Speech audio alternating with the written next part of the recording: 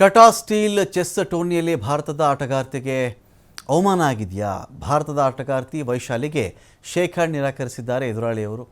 ಒಂದು shake hand ಕೊಡಲಿಕ್ಕೆ ಹೋದರೂ ಕೂಡ ನಿರಾಕರಿಸಿದ್ದಾರೆ. ಹಸ್ತಲಾಘವ ನೀಡಿಲ್ಲ ಉಜ್ಬೇಕಿಸ್ತಾನದ ಆಟಗಾರ ನೋಡಿರ್ಬೆಕ್ ಎಕುಬೋವ್. ಆಟದ ವೇಳೆ ಶೇಕ್ ಹ್ಯಾಂಡ್ ಕೊಡಲಿಕ್ಕೂ ಕೂಡ ನಿರಾಕರಿಸಿದ್ದಾರೆ. ಕೊನೆಯಲ್ಲಿ ಗೆದ್ದ ಬಳಿಕನೂ ಕೂಡ ಹಸ್ತಲಾಘವ ನೀಡದೆ ಹೊರಟಿರೋದು ನೋಡಿರ್ಬೆಕ್. ಹಸ್ತಲಾಘವ ನಿರಾಕರಿಸಿದಂಥ ವಿಡಿಯೋ ಸಾಮಾಜಿಕ ಜಾಲತಾಣದಲ್ಲಿ ವೈರಲ್ ಆಗಿದೆ. ಆಕ್ರೋಶ ಜಾಸ್ತಿ ಆಗ್ತಾ ಇದ್ದಂತೆಯೇ ಕ್ಷಮೆ ಕೋರಿದ್ದಾರೆ ಉಜ್ಬೇಕಿಸ್ತಾನ ಗ್ರ್ಯಾಂಡ್ ಮಾಸ್ಟರ್. ಧಾರ್ಮಿಕ ಕಾರಣವನ್ನು ಕೊಟ್ಟು ಕ್ಷಮೆ ಕೇಳಿದ್ದಾರೆ ನೋಡಿರ್ಬೆಕ್ ಎಕುಬೋವ್ ಅವರು.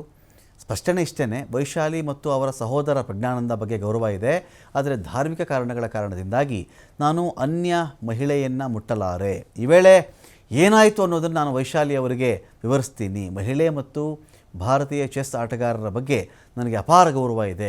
ನನ್ನ ವರ್ತನೆಯಿಂದ ನೋವಾಗಿದ್ದರೆ ಕ್ಷಮೆ ಕೇಳ್ತೀನಿ. ಮುಸ್ಲಿಂ ಮತದ ನಂಬಿಕೆಯ ಪ್ರಕಾರ ಅನ್ಯ ಮಹಿಳೆಯರನ್ನು ಮುಟ್ಟುವುದು ನಿಷಿದ್ಧ ಅಂತ ಕೂಡ ಅವರು ಹೇಳಿದ್ದಾರೆ.